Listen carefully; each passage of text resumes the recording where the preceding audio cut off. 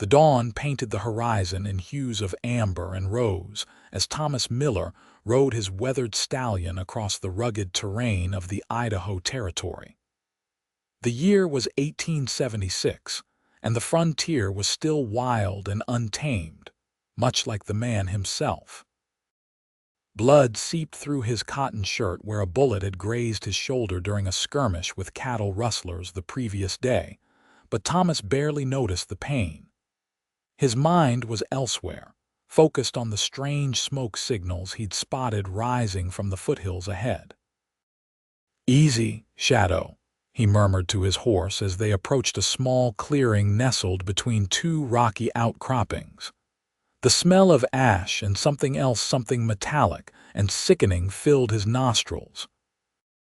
Thomas dismounted carefully, his hand instinctively moving to the Colt revolver holstered at his hip. What he found made his stomach turn.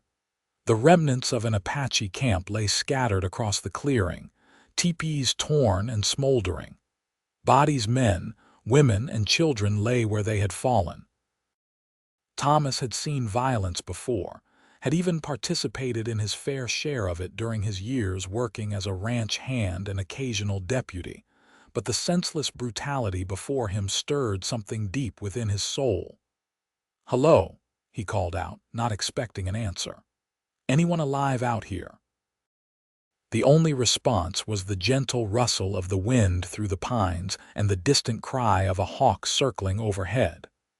Thomas moved carefully among the ruins, checking for survivors even as his hopes dimmed. He had nearly completed his grim inspection when a soft moan caught his attention. Near the base of a large boulder, partially hidden by a fallen teepee cover, lay a young woman. Her long black hair was matted with blood, and her buckskin dress was torn and dirty. Thomas knelt beside her, gently pushing the hair from her face to reveal delicate features twisted in pain. Her eyes were open but unfocused, staring sightlessly at the sky above. "Can you hear me?" Thomas asked, his voice soft as he checked for wounds. A deep gash ran across her forehead and bruises mottled her copper skin, but nothing appeared immediately life-threatening. "I'm going to help you." "My name is Thomas." The woman's lips moved, but no sound emerged. She reached out blindly, her fingers trembling as they sought something, anything to grasp onto. Thomas took her hand, surprised by the strength in her grip. "Pakuna," she whispered, the word barely audible. "My name, Pakuna."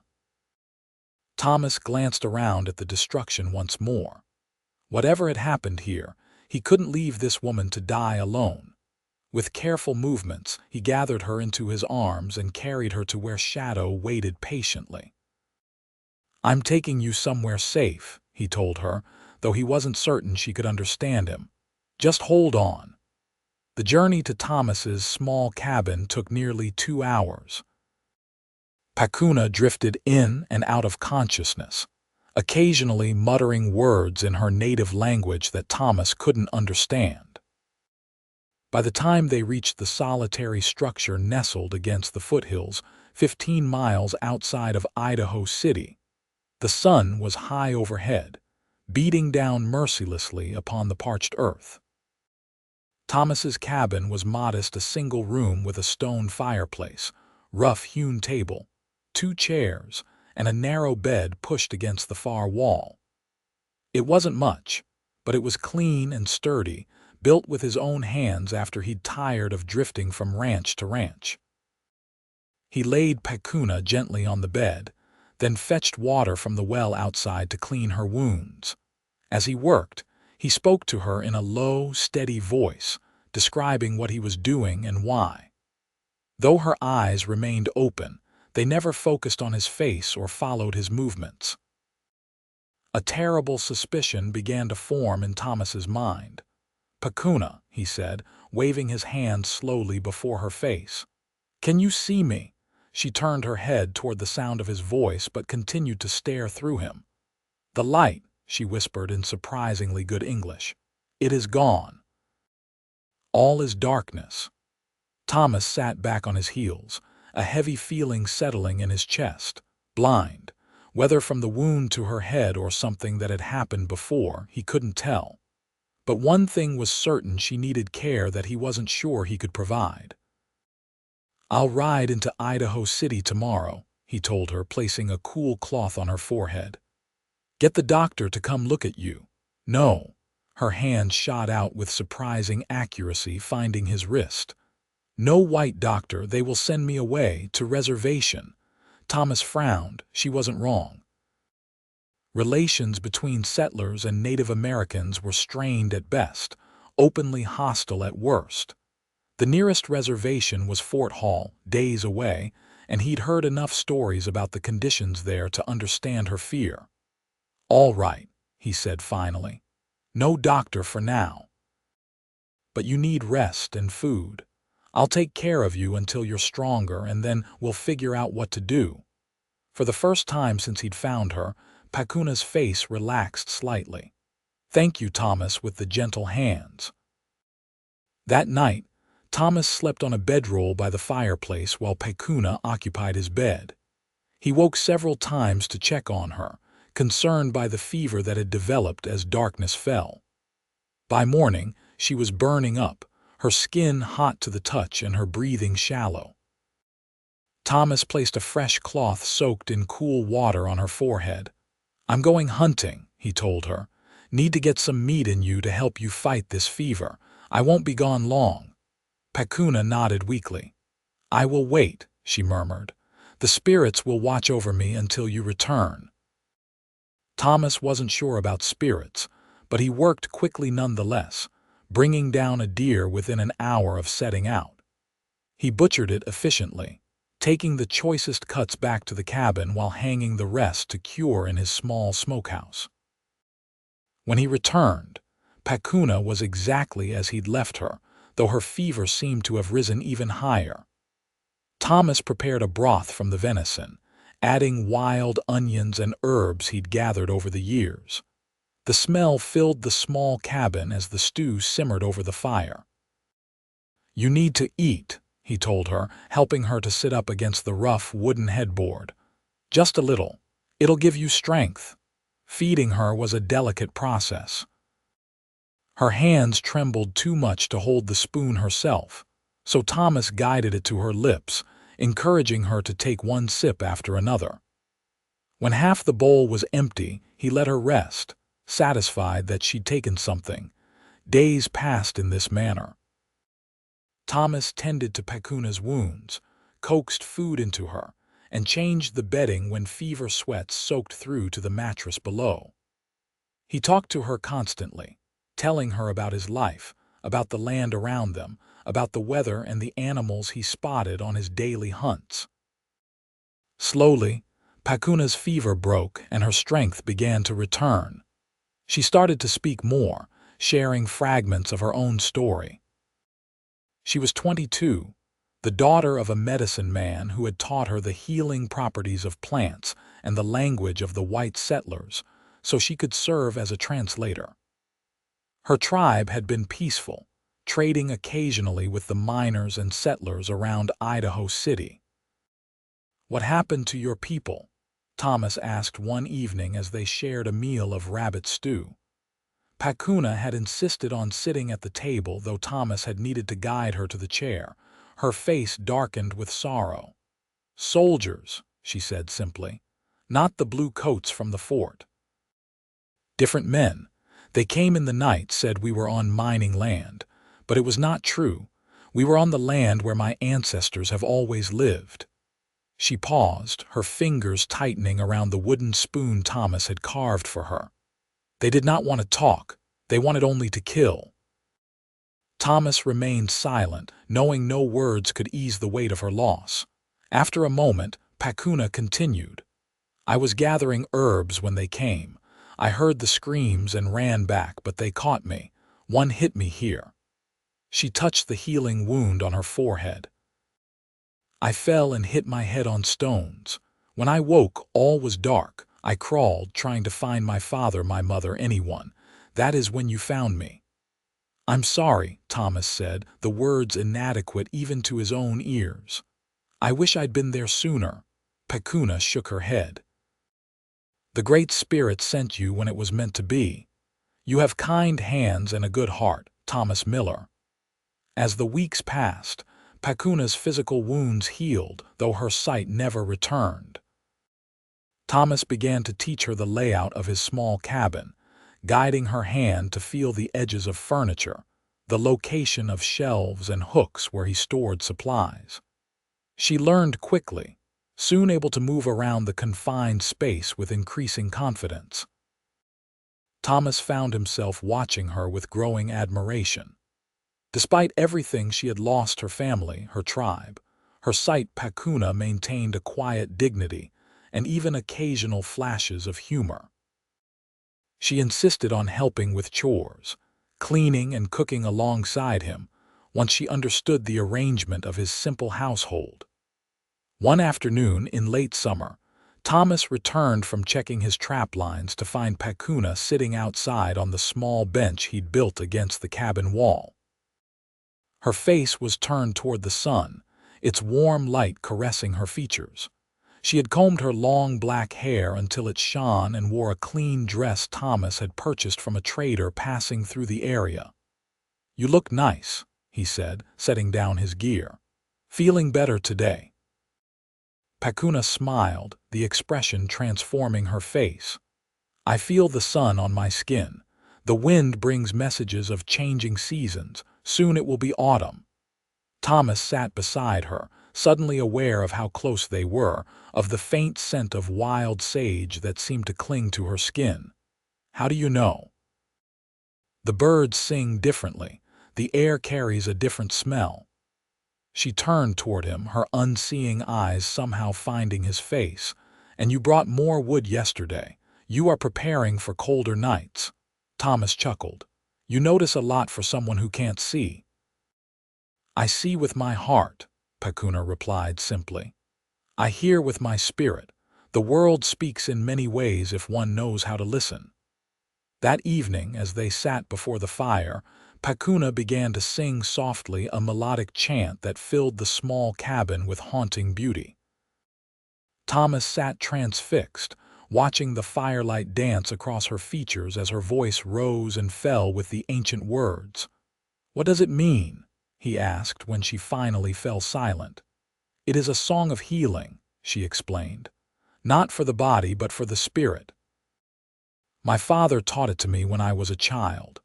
Her fingers traced patterns in the air as she spoke. "It speaks of finding light in darkness, of walking through shadow to reach the dawn." Thomas reached out impulsively, taking her hand in his. "Your voice is beautiful." Pakuna didn't pull away. Instead, her fingers curled around his, warm and trusting. "In my tribe, we believe that words have power, songs even more so. They can heal or harm, bring joy or sorrow." "And what does your song bring?" Thomas asked, his voice barely above a whisper. "Hope," she answered simply. "It brings hope." That night, Thomas lay awake long after Pakuna had fallen asleep, listening to her soft breathing from the bed while he remained on his bedroll by the dying fire. Something was changing between them, something both wonderful and terrifying. He had come to the Idaho Territory to escape his past, to find solitude after the bitter end of his engagement to a banker's daughter back in Missouri. He hadn't planned on caring for anyone again, let alone a blind Apache woman with no place in his world. And yet, as the autumn winds began to whisper around the eaves of his small cabin, Thomas knew his heart was no longer entirely his own. The first snow fell early that year, dusting the mountains by mid-October. Thomas worked tirelessly to prepare for winter, hunting to fill the smokehouse, chopping wood until his arms ached, and reinforcing the cabin walls against the coming cold.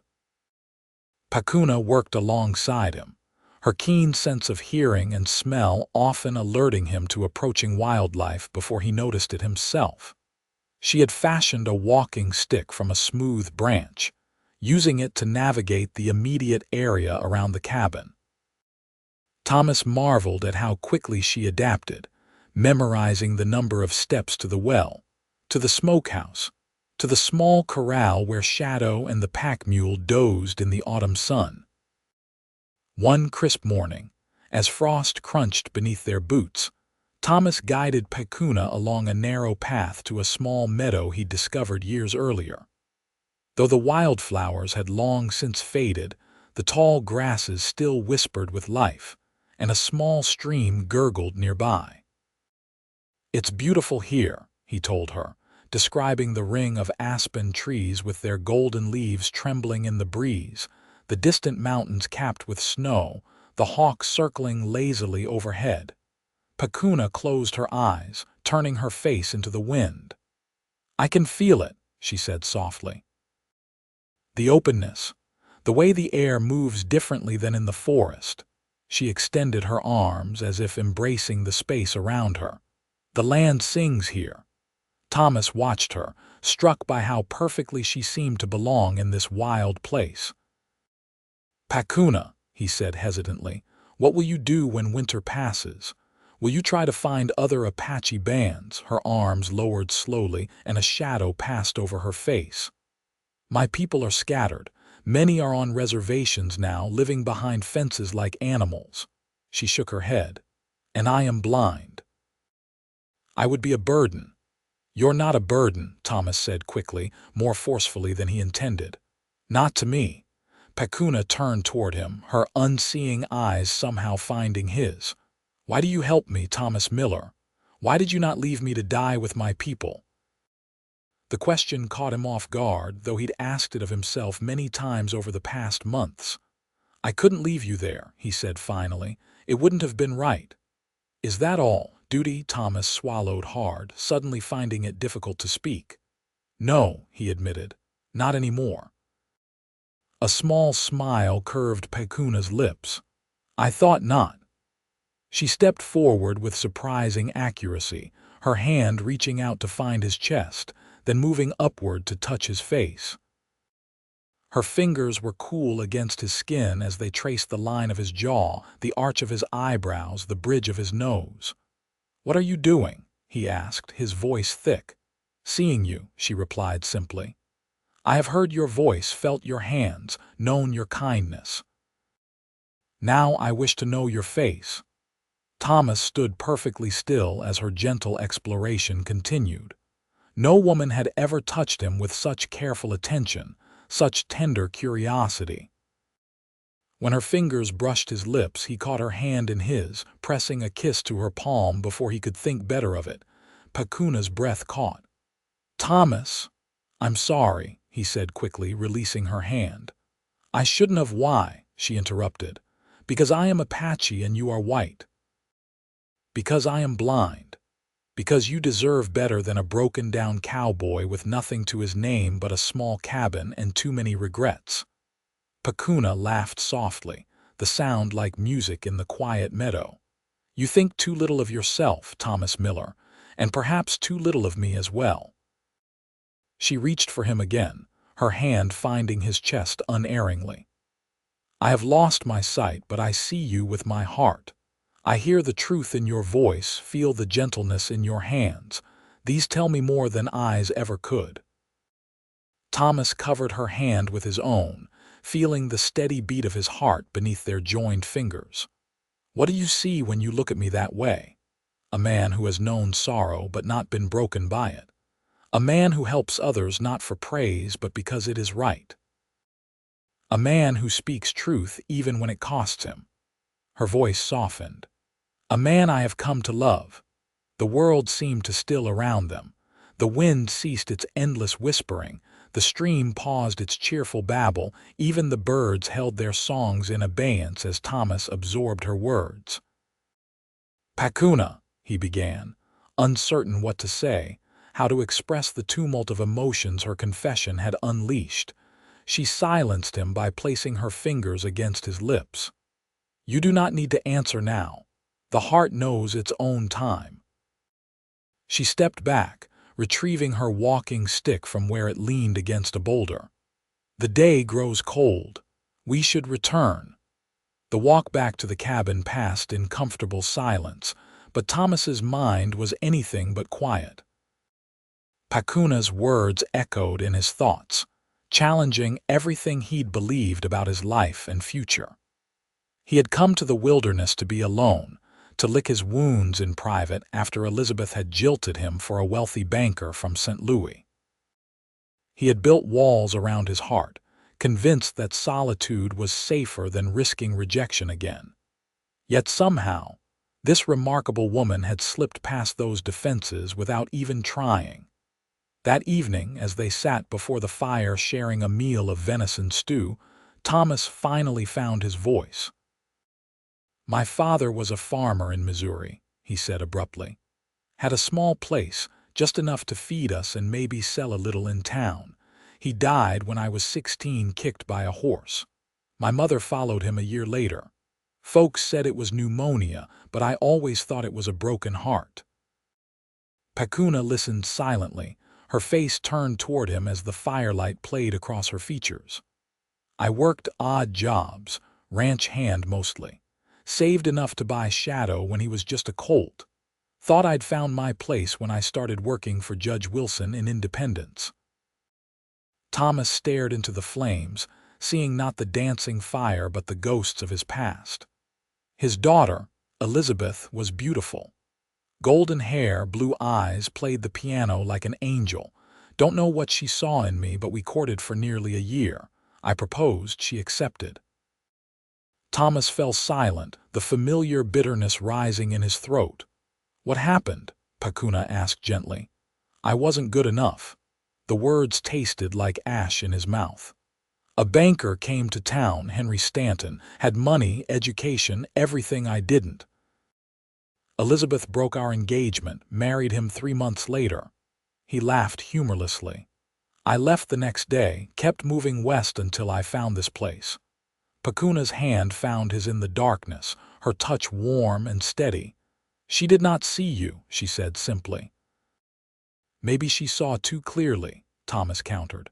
"Saw that I'd never be more than a saddle tramp with calloused hands and empty pockets." "No," Pakuna's voice was firm.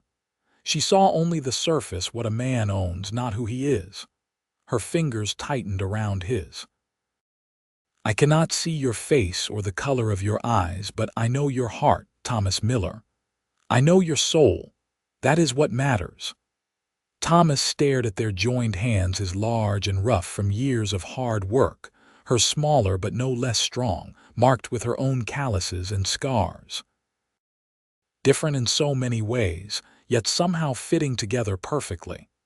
"I'm afraid," he admitted, the confession torn from somewhere deep inside him.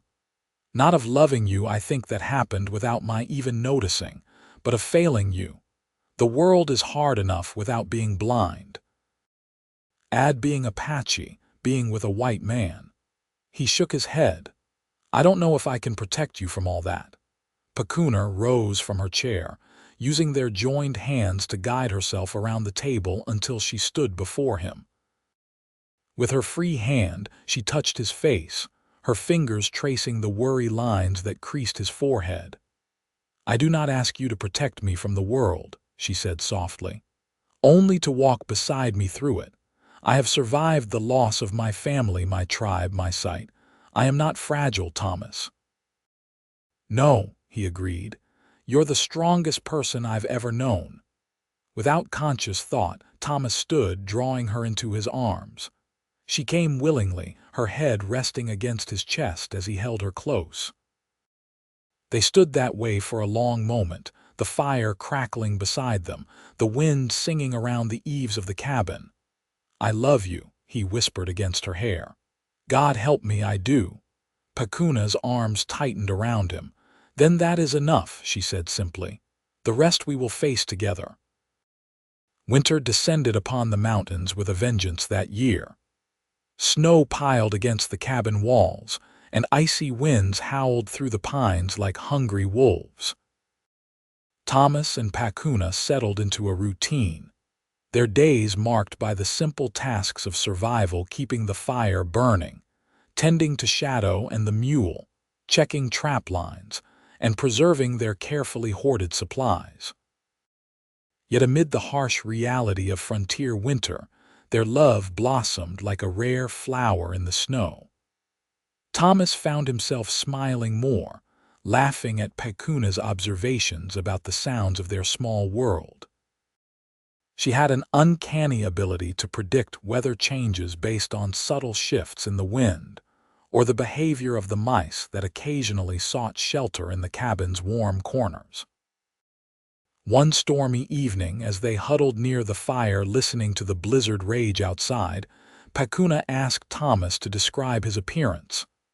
"Why would you want to know that?" he asked, genuinely puzzled.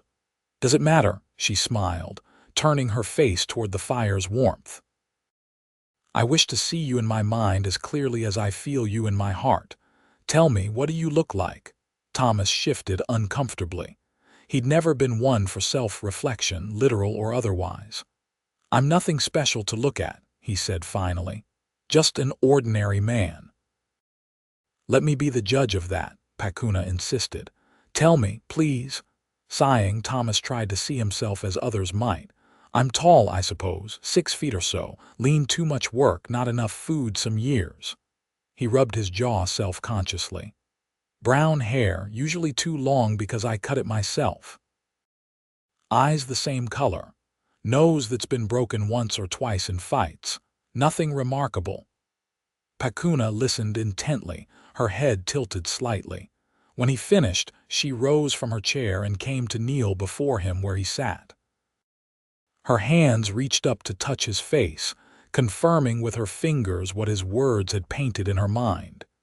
"You forgot to mention the strength in your jaw," she said softly as her thumbs traced his cheekbones. "The kindness in the lines around your eyes, the gentleness of your mouth." Her fingers moved to his hair, testing its texture. "And your hair is not just brown. It feels like earth after rain, dark, rich with life." Thomas caught her hands in his, overwhelmed by the tenderness of her exploration. "How do you do that? See more of me blind than people do with perfect sight." "Because I look with more than eyes," she replied simply. "Now I wish to know all of you, Thomas Miller." Her meaning was unmistakable, and Thomas felt his heart begin to race. "Pakuna, are you certain? We're not married, and your people, my people, are gone," she interrupted gently. "And I choose you as my husband in my heart. If that is not enough for your white man's God, then we can speak words before a preacher when spring comes. But I will not wait to love you fully." Thomas brushed a strand of hair from her face, marveling at the woman before him. "If we do this, there's no going back for me," he warned. "I'm not a man who takes such things lightly. You would be my wife in truth, if not yet in law." Pakuna's smile was radiant in the firelight. "That is what I wish, husband of my heart." That night, Thomas learned what it meant to be truly seen by another soul. Pakuna's blindness seemed to heighten her other senses, her touch exquisitely sensitive, as she explored his body with wonder and growing passion, her hearing attuned to his quickening breath and murmured endearments. They came together as equals, each giving and receiving pleasure with the same generosity they had shown in all other aspects of their shared life. Afterward, as they lay entwined beneath the warm buffalo robes, Thomas pressed a kiss to Pakuna's temple. "You've given me a gift I never thought to have again," he whispered. "A home that's more than just a roof and walls." She nestled closer, her hand resting over his heart. "And you have given me life when I thought all was lost. We are both blessed by the Great Spirit." The rest of the winter passed in a haze of deepening love and shared discovery. Thomas found that Pakuna's presence transformed his small cabin from a mere shelter into a true home. She filled the space with songs and stories, teaching him words in her Apache language and learning more English from him in return. Together, they created their own private world, sheltered from the harsh realities that awaited beyond their snowy isolation. But as the days gradually lengthened, and the first hints of spring softened the mountain air, Thomas knew they would soon need to face those realities. The isolation that had protected them through the winter months couldn't last forever. Supplies were running low, and Thomas would need to make the journey into Idaho City before the muddy spring roads became impassable. "I'll be gone 3 days at most," he told Pakuna as he prepared for the journey. "You have everything you need here: firewood stacked by the door, smoked venison in the pantry, water from the well." Pakuna nodded, her face serene though her hands betrayed her anxiety as they clutched the shawl Thomas had traded for during the autumn. "I will be fine," she assured him. "But you must promise to be careful. The town holds dangers for you now that you have an Apache wife." Thomas paused in his preparations, struck by the truth of her words. Relations between settlers and Native Americans had deteriorated further over the winter months, with rumors of raids and reprisals circulating throughout the territory. His association with Pakuna would be viewed with suspicion at best, open hostility at worst. "I'll keep to myself," he promised. "Get our supplies and come straight back. No one needs to know about us just yet." The journey to Idaho City was uneventful, the trail muddy but passable as winter released its grip on the lower elevations. Thomas entered the growing settlement with caution, keeping his hat pulled low and his interactions brief as he purchased flour, coffee, sugar, and other necessities they couldn't produce themselves. His vigilance slipped only once, when he passed the general store and spotted a bolt of soft blue calico fabric in the window. Impulsively, he entered the shop and purchased enough to make Pakuna a new dress, along with thread and buttons for its construction. The shopkeeper's wife smiled knowingly as she wrapped his purchase. "Special lady waiting at home?" she asked, her curiosity evident. Thomas nodded curtly. "My wife," he said, the words feeling both strange and right on his tongue. "Been married since fall." The woman's eyebrows rose slightly. "Didn't know you had a wife, Mr. Miller. Never seen her in town." "She doesn't travel much," Thomas replied, taking his package and turning to leave. "Good day, madam." He was nearly to the door when the woman called after him. "Mr. Miller, there's a new preacher in town. Case you and your wife might want a proper blessing on your union." Thomas paused, considering her words. A proper marriage would offer Pakuna some protection under the law, limited though it might be. He nodded his thanks and stepped back into the muddy street, his mind working through the possibilities. His thoughts were interrupted by a familiar voice calling his name. "Thomas Miller, by God, it is you." Thomas turned to see James Parker, a rancher he'd worked for briefly before settling in his cabin. Parker was a fair man who paid well and treated his hands decently, one of the few employers Thomas had genuinely respected. "Mr. Parker," Thomas acknowledged with a nod. "Good to see you." "Likewise." The older man pumped Thomas's hand enthusiastically. "Thought you might have moved on from these parts. Haven't seen you in town for months." "Been keeping to myself," Thomas said cautiously. "Got a small place up in the foothills." Parker nodded approvingly. "Good for you, son." "A man needs his own stake in this country." He glanced at the package under Thomas's arm. "Doing some shopping, I see. You know, I could use a good hand at the ranch this spring. Cattle drive coming up and I'm short on experienced men." The offer was tempting. The work would be hard but well paid, enough to see Thomas and Pakuna comfortably through another year. But it would mean leaving her alone for weeks, possibly months, something Thomas wasn't willing to consider. "I appreciate the offer, Mr. Parker," he said carefully, "but I've got responsibilities at home now." Understanding dawned in the rancher's weathered face. "Ah, a family man now, are you?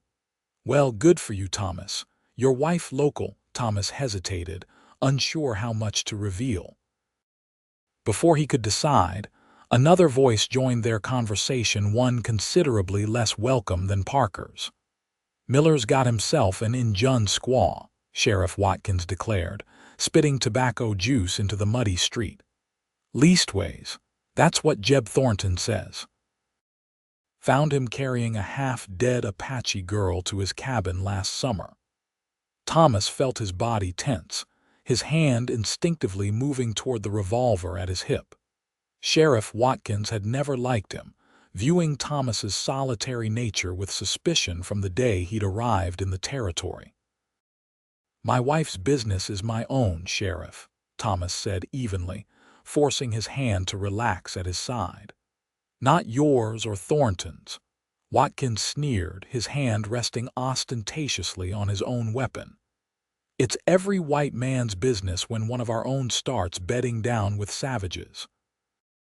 Especially with what happened to the Webster family last month." "What happened?" Thomas asked, genuinely unaware of any recent troubles. Parker shook his head grimly. "Apache raiding party hit their homestead north of town. Killed John and the oldest boy, took Sarah and the little ones. Army found their bodies 2 weeks later." The rancher's eyes were sympathetic but wary as he looked at Thomas. "People are on edge, son. Having an Apache woman around right now might not be the safest thing." Thomas felt sick. Not just for the Webster family, though their fate was tragic, but for what it meant for Pakuna. Frontier justice was swift and often indiscriminate. If the townspeople decided she was somehow connected to the raiding party, her life would be in danger. "My wife had nothing to do with any raids," Thomas said firmly. "She's been with me since last summer, and she's blind, couldn't harm anyone if she wanted to." Sheriff Watkins spat again. "Blind or not, an injun's an injun. You do well to remember where your loyalties should lie, Miller." The implicit threat hung in the air between them. Thomas measured his next words carefully, aware that his response could have far-reaching consequences for both himself and Pakuna. "My loyalty is to my wife," he said finally, looking the sheriff directly in the eye. "And to the law when it's justly applied. Good day, gentlemen." He turned and walked toward where Shadow was hitched, loading his purchases into the saddlebags with controlled movements that belied the rage and fear churning inside him. He needed to get home to Pakuna, to warn her of the changing mood in town. Thomas was nearly mounted when Parker caught up to him, his expression troubled. "Thomas, wait." The rancher glanced over his shoulder to ensure they wouldn't be overheard. "Watkins has been drinking more than usual lately, but he's not all talk. There's a group of men, miners mostly, and some cowboys from the double bar who have been talking about cleaning out the injun problem once and for all." Cold dread settled in Thomas's stomach. "When?" "Soon as the pass is clear enough for horses." Parker laid a hand on Thomas's arm. "You seem like a decent man, and I've got no quarrel with who you choose to marry, but you need to get your wife somewhere safe and quick. Idaho Territory ain't the place for her right now." Thomas nodded grimly. "I appreciate the warning, Mr. Parker. One more thing," the rancher added, reaching into his pocket. "That new preacher I mentioned, name's Reverend Davidson. Good man, doesn't hold with persecution of any kind.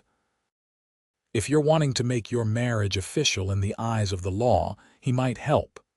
He pressed a folded piece of paper into Thomas's hand. "That's where to find him. He lives outside town, keeps to himself mostly." Thomas pocketed the address with a grateful nod before swinging into the saddle.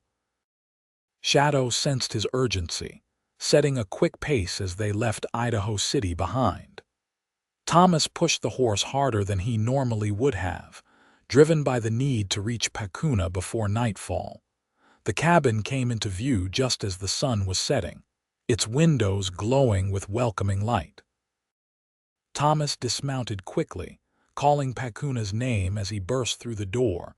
She was standing by the fireplace, her face turning toward him with a mixture of relief and concern.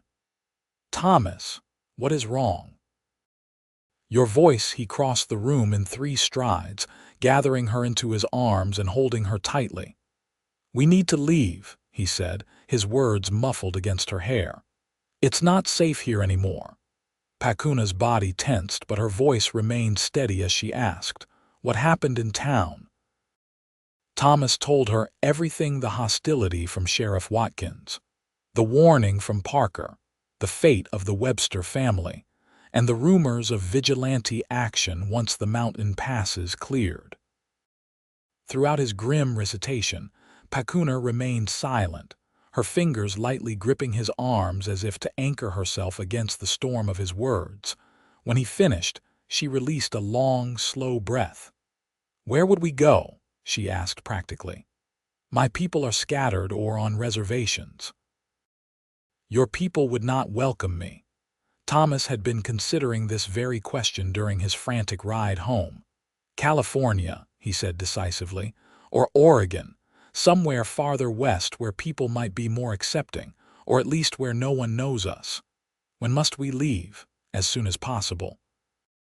"Within the week, I think." Thomas released her reluctantly, moving to stoke the fire as he continued to think aloud. "We'll need to pack light, take only what's necessary. Shadow can carry you and our supplies. I'll walk." Pakuna shook her head firmly. "No. If we must travel far, you will need your strength.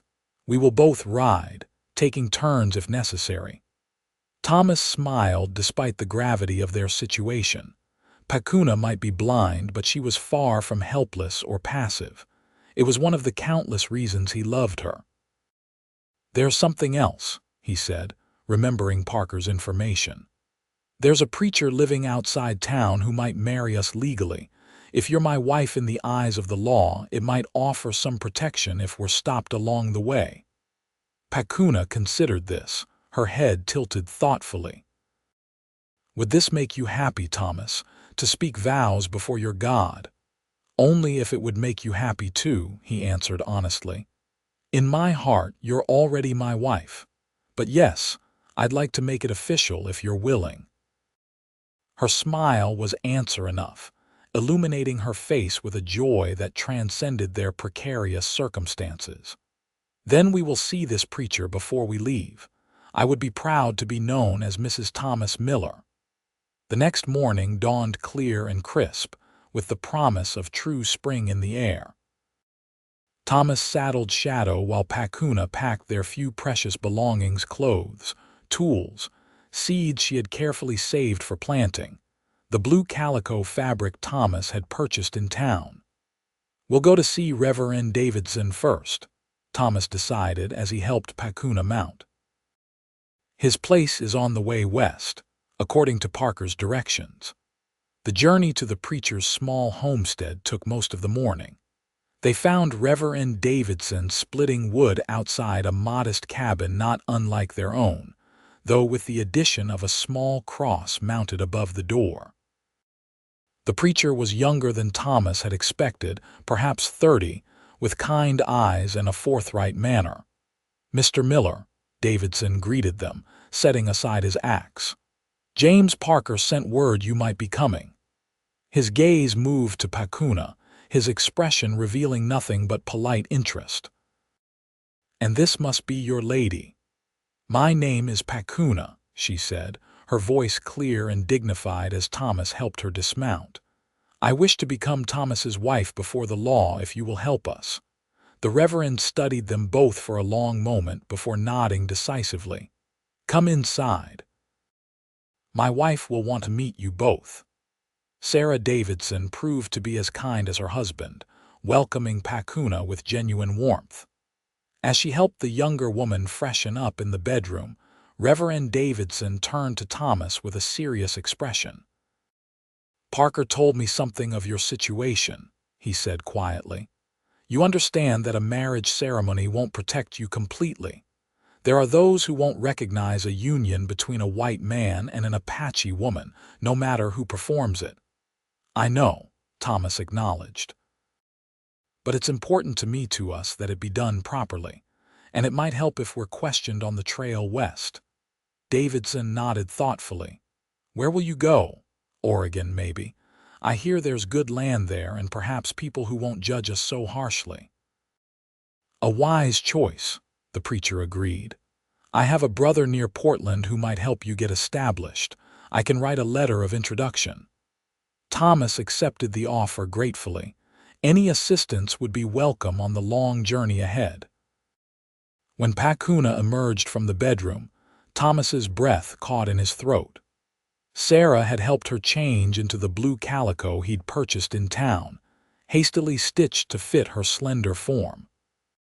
Her long black hair was braided with wildflowers woven into the dark strands, and a simple necklace of silver and turquoise, a gift from Sarah, Thomas later learned adorned her neck. "You look beautiful," Thomas said, the words inadequate to express the emotion welling within him. Pakuna smiled, her face turning toward the sound of his voice. "I wish I could see you," she said softly, "but I feel your love, and that is enough." The ceremony was simple but moving. Standing before the small hearth in the Davidsons' cabin, Thomas and Pakuna exchanged vows witnessed by the preacher and his wife. When Reverend Davidson pronounced them husband and wife, Thomas kissed Pakuna with all the tenderness and passion in his heart, sealing their union not just before God but before the world. "I see you with my heart, husband," Pakuna whispered against his lips. "And I will love you with every beat of it until the day I die." "And I you, wife," Thomas replied, his voice thick with emotion. "Whatever comes, we face it together." After sharing a meal with the Davidsons, Thomas and Pakuna took their leave, armed with the preacher's letter to his brother and Sarah's parting gift of additional food for their journey. They rode double on Shadow, Pakuna seated before Thomas with his arms around her waist to hold the reins. "We'll head west for a few days, then turn north toward the Oregon Trail," Thomas explained as they rode. "It'll be safer traveling with other settlers once we reach the main route." Pakuna leaned back against his chest, drawing strength from his solid presence. "How long will the journey take?" 2 months, maybe 3. Depends on the weather and how fast we can travel." Thomas pressed a kiss to the top of her head. "It won't be easy, especially at first." "Nothing worthwhile ever is," she replied with the quiet wisdom that never ceased to amaze him. They traveled steadily for the next 2 days, avoiding the main roads and keeping to the less traveled paths Thomas knew from his years of hunting in the region. By sunset on the 2nd day, they had put considerable distance between themselves and Idaho City, though they were still within the territory's borders.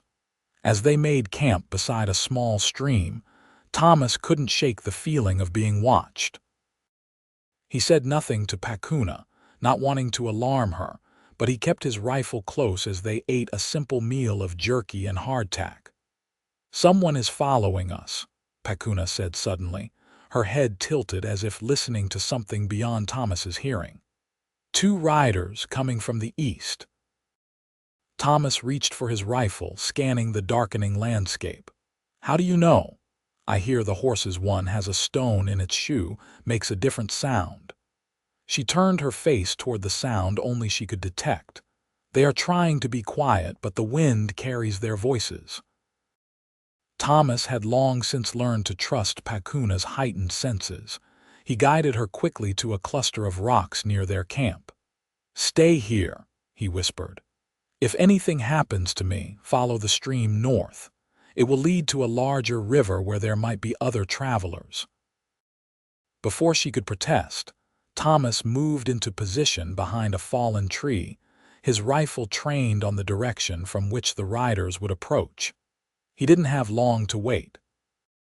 Within minutes, 2 mounted figures emerged from the twilight shadows: Sheriff Watkins and a man Thomas recognized as one of the miners from Idaho City. "Told you they'd head west," Watkins said smugly to his companion. "Miller ain't as clever as he thinks." The miner spat into the dirt. "Let's just get this over with. Take the squaw back for questioning about them Webster murders, like you said." Thomas's blood ran cold. They had no interest in questioning Pakuna. This was nothing but a thinly veiled excuse for murder. "That's far enough," Thomas called out, his rifle steady as he rose from his hiding place.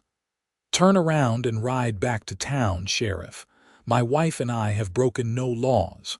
Watkins's hand moved to his pistol. "Your wife is wanted for questioning about a massacre, Miller.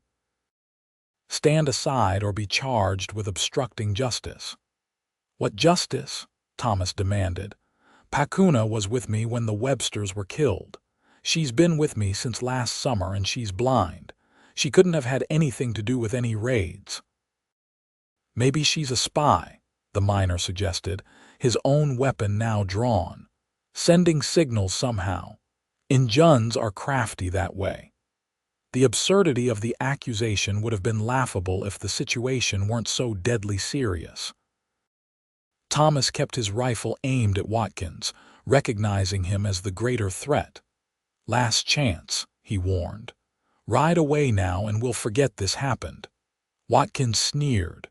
"You're outnumbered, Miller, and there's a reward for bringing in Apache raiders dead or alive."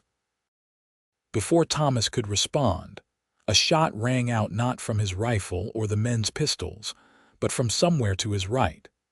The miner cried out, clutching his arm as blood blossomed on his sleeve. Watkins wheeled his horse around, firing blindly toward the source of the unexpected attack. More shots followed, and Thomas dove for cover, frantically searching for Pakuna. To his relief, she remained hidden behind the rocks where he'd left her. But who was firing at Watkins and the miner? His question was answered moments later when 3 riders emerged from the trees, Native Americans, their faces painted for battle. 2 carried rifles, while the third wielded a bow with arrows that found their mark with deadly accuracy. The miner fell from his horse, an arrow protruding from his chest. Watkins managed to get off one more shot before multiple bullets struck him, throwing him backward from his saddle. The entire skirmish had lasted less than a minute. Thomas kept his rifle ready as the 3 warriors approached. They were Apache, he realized, recognizing their distinctive dress and weapons. The oldest of the 3, a man perhaps in his 50s with lines of authority etched into his face, raised his hand in a gesture of peace. "Thomas Miller," he said in accented but clear English. "You are husband to Pakuna, daughter of Nate the medicine man." Thomas lowered his rifle slowly, stunned that this stranger knew not only his name but Pakuna's lineage. "Who are you?" "I am Taza, brother to Nate." The warrior dismounted, his movements fluid despite his age. "We have been searching for my niece since the massacre of our band." "Uncle Taza," Pakuna's voice came from behind the rocks, filled with disbelief and hope. "Is it truly you?" The warrior's stern face softened as Pakuna emerged from her hiding place, her walking stick tapping cautiously before her. "Yes, little songbird, I have found you at last." Thomas watched in amazement as Pakuna made her way unerringly to the older man, her hands reaching up to touch his face in the way she had first touched Thomas's. Tears streamed down her cheeks as her fingers confirmed what her ears had told her. "I thought all were dead," she whispered. "How did you survive?" "I was hunting with these young men when the soldiers attacked," Taza explained, gesturing to his companions. "We returned to find destruction. We have been tracking survivors ever since." His eyes moved to Thomas. "And then we heard rumors of a white man with an Apache wife fleeing west." Thomas approached cautiously, still processing this unexpected development. "We're going to Oregon," he explained. "It's not safe for Pakuna here anymore." Taza nodded gravely. "It is not safe for any Apache in this territory now." He glanced at the bodies of Watkins and the miner. "More will come looking for these men. You must leave quickly." "Come with us," Pakuna urged, still holding her uncle's arm. "We can start a new life together, away from the fighting." Taza shook his head slowly. My place is here, with what remains of our people, but there is a band of our cousins who have found peace in the mountains of Oregon. They live away from white settlements, keeping to the old ways. He looked at Thomas. They would welcome Pakuna and her husband if he proves worthy. Thomas met the older man's evaluating gaze steadily. I love your niece, he said simply. I'll spend my life trying to be worthy of her. Something like approval flickered in Taza's eyes. Then I will tell you how to find our cousins. They will help you establish a new home. The next hour was spent in urgent preparation. Taza and his companions helped Thomas and Pakuna pack their belongings onto Shadow and one of the dead men's horses. The bodies themselves were buried beneath a cairn of stones, not out of respect, Thomas knew, but to delay discovery by any search parties. As dawn broke on the horizon, they were ready to depart. Taza embraced his niece one last time, speaking soft words in Apache that Thomas couldn't understand but which brought fresh tears to Pakuna's eyes. Remember the way I have shown you, Taza told Thomas as they clasped hands in farewell. Follow the great river north, then west into the mountains. Look for the 3 peaks shaped like a warrior's arrows. Our cousins hunt in the valley beyond. Thank you, Thomas said, meaning it with every fiber of his being, for saving our lives and for entrusting me with Pakuna's future. Taza's weathered face remained impassive, but his eyes held a glimmer of understanding. Take care of little songbird. She sees with her heart what others miss with their eyes. With those parting words, Taza and his companions mounted their horses and rode east, while Thomas and Pakuna turned their faces toward the setting sun and the promise of a new beginning. The journey to Oregon proved every bit as challenging as Thomas had anticipated. Spring storms brought freezing rain and mud that made travel slow and uncomfortable. Game was scarce in some regions, abundant in others. They encountered other travelers occasionally, mostly miners and homesteaders heading west like themselves, but kept their interactions brief, wary of questions about Pakuna's heritage. Through it all, Pakuna's spirit never faltered. She endured discomfort without complaint, shared Thomas's burdens willingly, and filled their evenings around the campfire with songs and stories that kept hope alive in both their hearts. And sometimes, in the quiet moments between dusk and darkness, she would take Thomas's face between her hands and see him with her fingertips, learning the new lines that travel and worry had etched upon his features. You are tired, she would say, or you are hungry, or you are afraid. Always with such certainty that Thomas wondered if her blindness had indeed given her some deeper vision that penetrated to the soul. I see you with my heart, she would explain when he questioned this ability, and my heart knows yours. It was nearly midsummer when they finally reached the mountains. Taza had described 3 distinct peaks rising against the sky like arrowheads pointing toward heaven. Thomas described them to Pakuna as they made camp in the shelter of a pine grove, their supplies nearly exhausted after the long journey.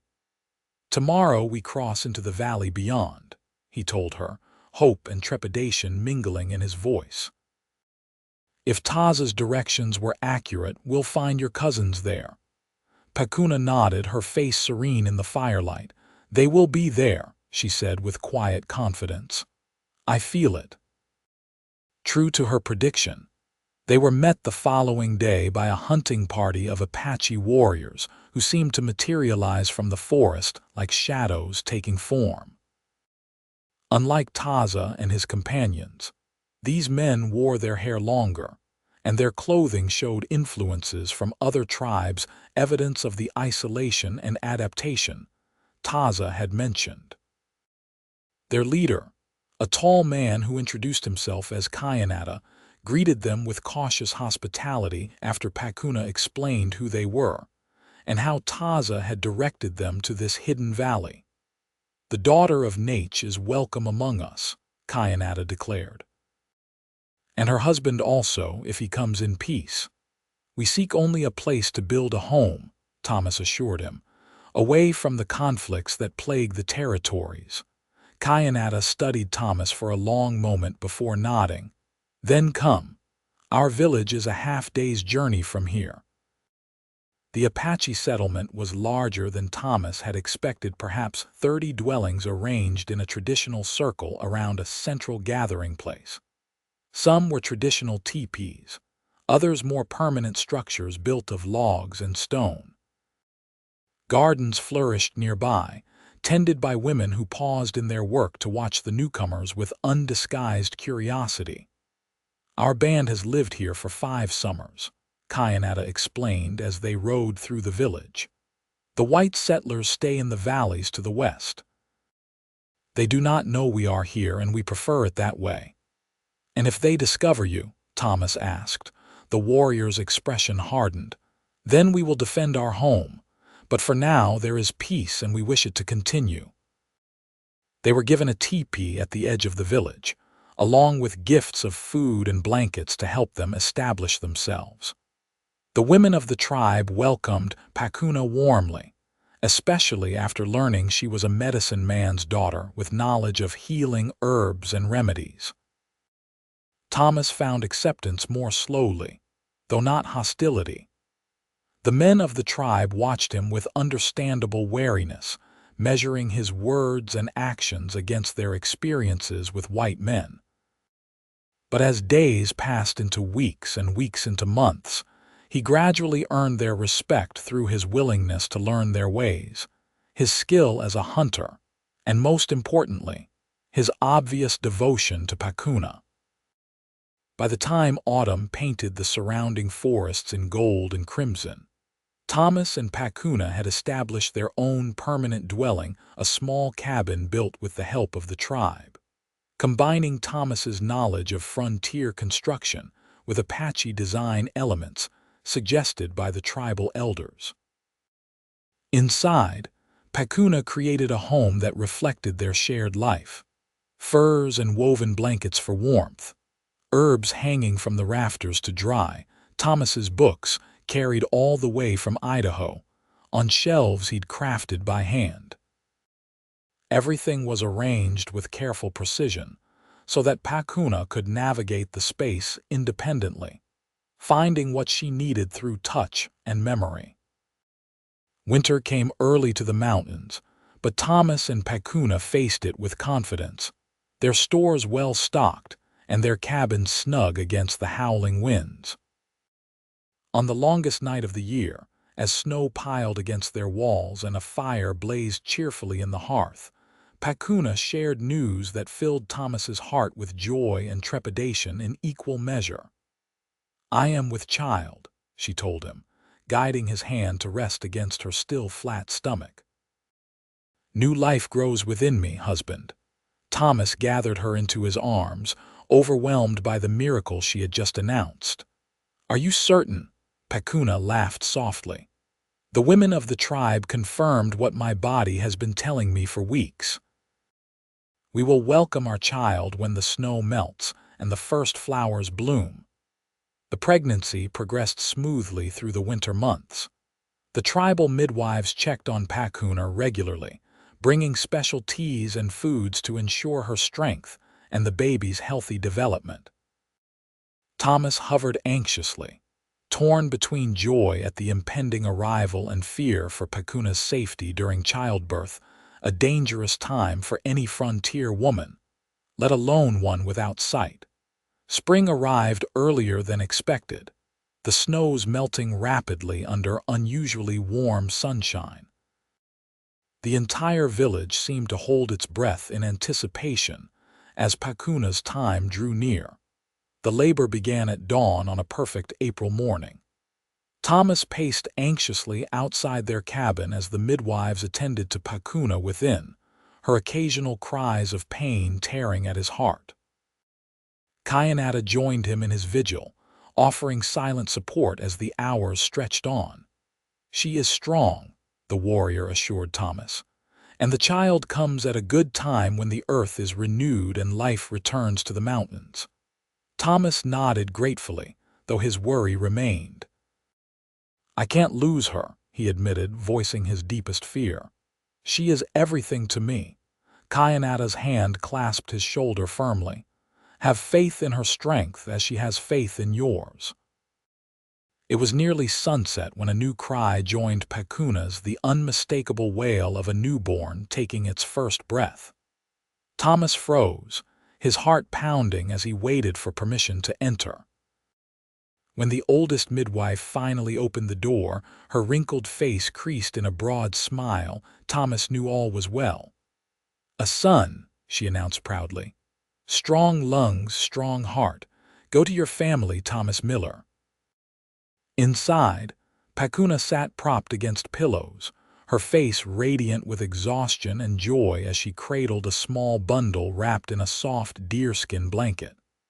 She turned her face toward the sound of Thomas's footsteps, her smile widening. Come meet your son, she invited, carefully shifting the bundle so Thomas could see the tiny face nestled within. Thomas knelt beside the bed, overcome with emotion as he gazed at the perfect little being they had created together. The baby had Pakuna's copper skin, though lighter in tone, and a shock of dark hair that already showed signs of Thomas's slight wave. When the infant opened his eyes briefly, Thomas caught a glimpse of deep brown Pakuna's eyes, in shape if not in function. He's perfect, Thomas whispered, gently touching his son's cheek with one finger. What shall we call him? Pakuna considered for a moment. In my tribe, we often name children for qualities we hope they will possess or for significant events surrounding their birth. Her fingers caressed the baby's face, learning its contours just as she had once learned Thomas's. He was born as the light returned to our mountains. What is the word for light in your language? Light, Thomas repeated thoughtfully. Or dawn, maybe, or ray like a ray of sunlight. Ray, Pakuna tested the name on her tongue. Ray Miller.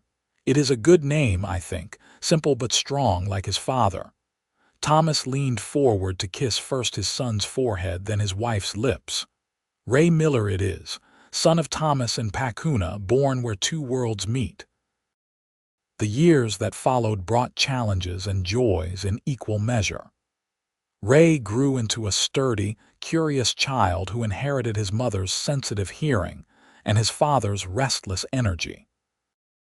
At 5, he became a big brother when Pakuna gave birth to a daughter they named Clara, after the clarity of vision that Pakuna had taught Thomas to find beyond mere sight.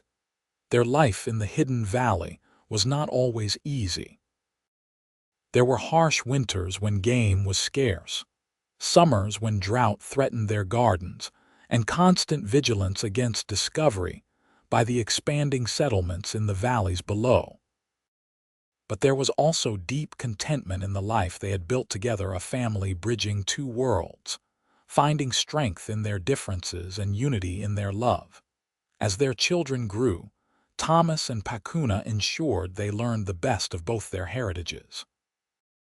Ray and Clara spoke both English and Apache fluently, read from Thomas's treasured books by firelight, and learned tribal songs and stories at their mother's knee. They were taught to respect the land that sustained them, to hunt only what was needed, to recognize the healing plants that grew in forest and meadow. On Ray's 10th birthday, Thomas took him on his first real hunting trip, just the two of them venturing into the higher elevations in search of deer. As they made camp that evening, the boy asked a question that Thomas had long been expecting. "Papa, why did you and Mama come here?" Away from other white people. Thomas poked at the campfire, considering how to explain the complexities of the world beyond their mountain home to a child who had known only peace and acceptance. "The world isn't always kind to people who are different," he said finally. "Or to those who choose to love across the boundaries others have set." Ray's brow furrowed in concentration. Because Mama is Apache and you're white. Partly that, Thomas acknowledged. And partly because your mother is blind, which made some people think she was helpless, though nothing could be further from the truth. Mama sees better than anyone, Ray declared loyally. She always knows when I'm sad or scared, even when I try to hide it. Thomas smiled, recognizing the truth in his son's observation. She sees with her heart, Ray. That's a kind of vision more valuable than anything eyes can show you.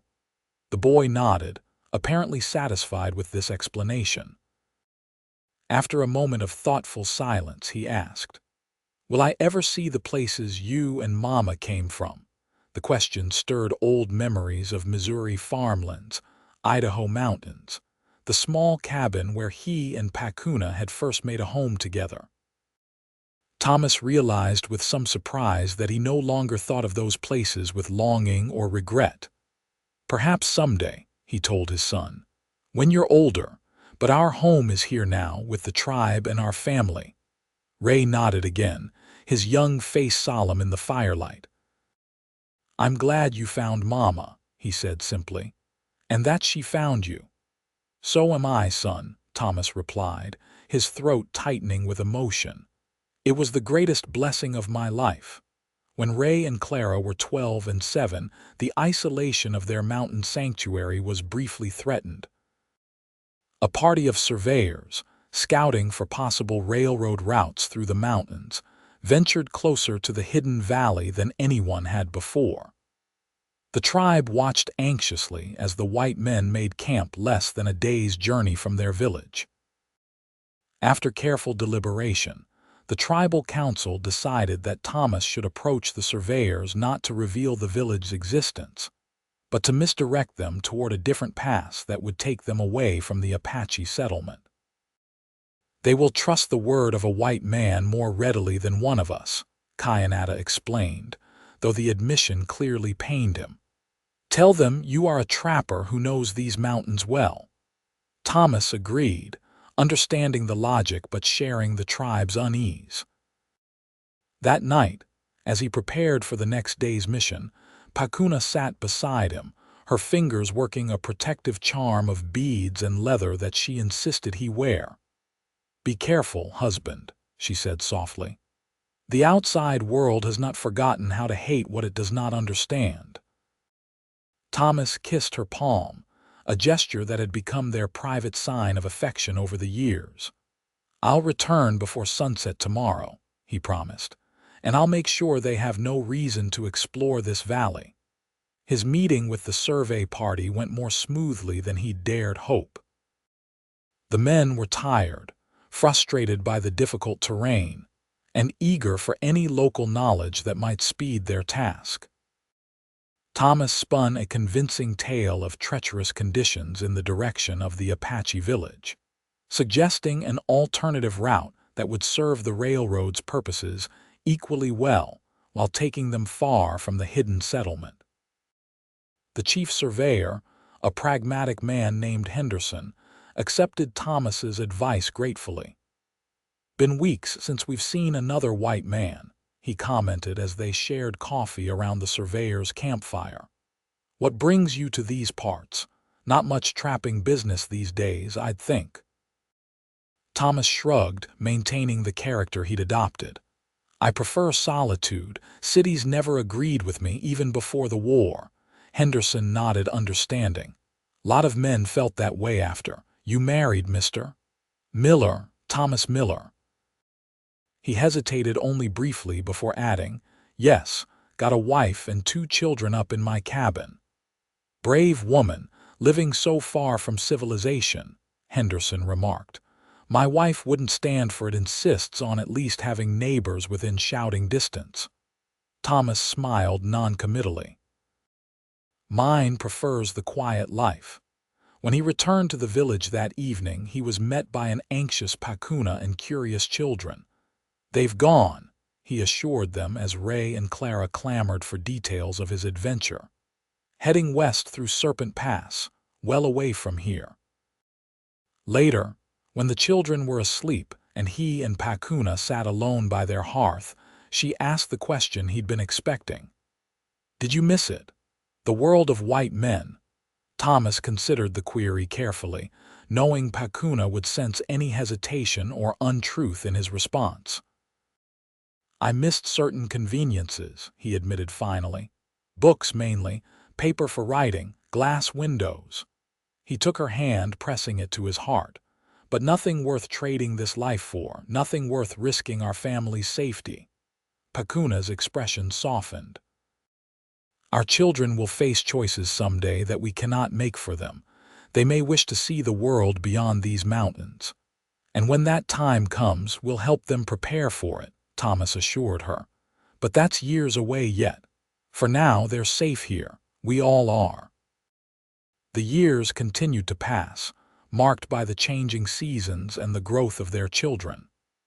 Ray, at 16, stood taller than Thomas, with his father's broad shoulders and his mother's quiet dignity. Clara, at 11, showed remarkable aptitude for healing, absorbing Pakuna's knowledge of medicinal plants with an enthusiasm that delighted the tribal elders.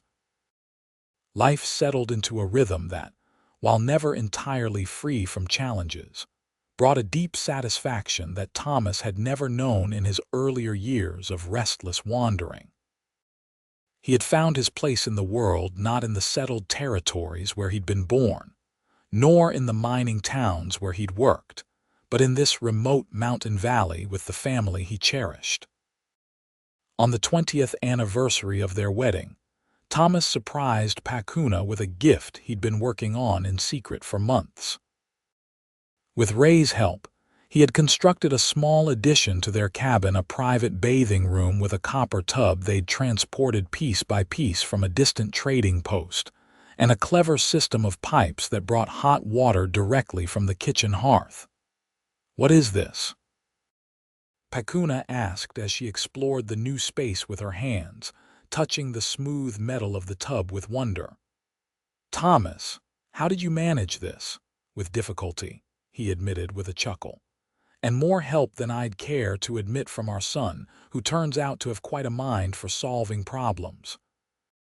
Pakuna's face glowed with pleasure as she continued her tactile exploration. "It's wonderful," she declared. "A luxury I never thought to have again."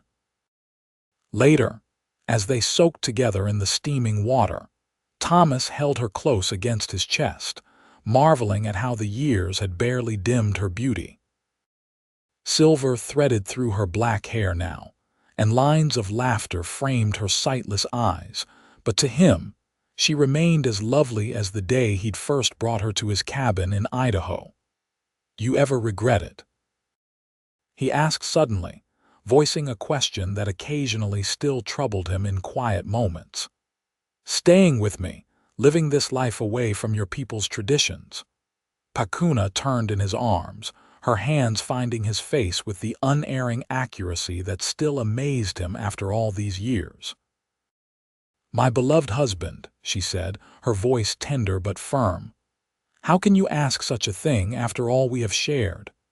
"I just want to be sure you're happy," Thomas said, "that I've given you the life you deserve." Her fingers traced the familiar contours of his face, the lines at the corners of his eyes, deeper now with age, the strong jaw softened slightly by the years, the mouth that had whispered words of love to her through 2 decades of marriage. "You gave me life when I thought mine was ended," she said softly. "You truly saw me when others would have seen only a blind Apache woman, a burden to be pitied or abandoned. You helped me build a home, a family, a future filled with joy and purpose." Her hand stilled, framing his face. "If that is not happiness, then no such thing exists in this world." Thomas kissed her then, pouring 20 years of gratitude and love into the gesture. "I love you, Pakuna Miller," he whispered against her lips. "More today than yesterday and less than tomorrow." "And I love you, Thomas Miller," she replied, her smile radiant in the lantern light, "with every beat of the heart that sees you so clearly." Their children eventually did face the choices Pakuna had predicted. Ray, at 18, announced his intention to attend the university in Portland, armed with letters of introduction from the missionary who occasionally visited their settlement to provide medical care and basic education. "I want to learn engineering," he explained to his parents. "How to build bridges and roads that work with the land instead of against it." His young face was alight with purpose. "I can help our people that way, and others too." Though Thomas and Pakuna felt the familiar parental fear at sending their son into a world that might not understand or accept his mixed heritage, they recognized the fire of determination that burned within him, the same fire that had once driven Thomas west and given Pakuna the strength to rebuild her life after losing everything. "You will always have a home here," Thomas told Ray as they prepared for his departure. "Remember that, no matter what you encounter out there." Clara chose a different path. At 16, she declared her intention to train formally as a healer, combining her mother's traditional knowledge with modern medical science. When a young Apache man named Joseph, whose quiet strength reminded Thomas of himself in younger days, asked for Clara's hand in marriage, Thomas gave his blessing with both pride and a father's inevitable sadness. "She will be happy with him," Pakuna assured Thomas after the tribal wedding ceremony. "He sees her true self, as you have always seen mine." As their 40th year together approached, Thomas and Pakuna found themselves alone in their cabin once more. Ray had established himself as a respected engineer in Portland, married to a schoolteacher named Emma, who had given them 3 grandchildren they saw twice yearly. Clara and Joseph lived in the village, their home filled with the laughter of 4 children and the steady stream of tribal members seeking Clara's healing skills. Thomas's hair had turned completely white, and his back ached on cold mornings, but he still hunted and trapped with reasonable success. Pakuna, her own hair now more silver than black, had become an honored elder in the tribe, sought after for her wisdom as much as for her knowledge of traditional medicine. One autumn evening, as they sat on the bench outside their cabin watching the sunset Thomas described in loving detail for Pakuna's benefit, she took his weathered hand in hers. "You remember what I said to you that day in the meadow so long ago?" she asked. Thomas smiled, the memory as clear as if it had happened yesterday. "You said you saw me with your heart." Pakuna nodded, her face turned toward the setting sun she could feel but not see. "All these years later, that remains the truest thing I have ever said. When I lost my sight, I thought my world had ended. Instead, it was just beginning. I learned to see what truly matters, not the color of skin or the trappings of wealth, but the quality of a soul." Her fingers tightened around his. "Yours is the most beautiful I have ever known, Thomas Miller." Thomas brought her hand to his lips, kissing each finger with reverence. "And you, my love, taught a lonely cowboy what it means to be truly seen and loved. Every day with you has been a gift I never deserved but will always cherish." As the sun dipped below the mountain peaks, painting the sky in hues of gold and crimson, Thomas and Pakuna sat in comfortable silence, their shoulders touching, their hands entwined. The path that had brought them together had been fraught with danger and prejudice, loss and hardship. But it had led to this moment of perfect peace, to a life rich with love and purpose. "I see you with my heart," Pakuna had said all those years ago, and through her love, Thomas had finally learned to see himself and the world with the same clarity of vision.